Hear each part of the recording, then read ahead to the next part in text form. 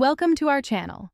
If you want to permanently delete your Udemy account, follow these simple steps to ensure your account and personal information are completely removed.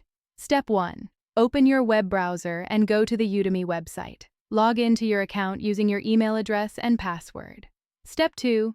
Click on your profile picture in the top right corner of the page and select Account Settings from the drop-down menu. Step 3. In the Account Settings page, scroll down to find the Close Account section at the bottom of the page. Step 4.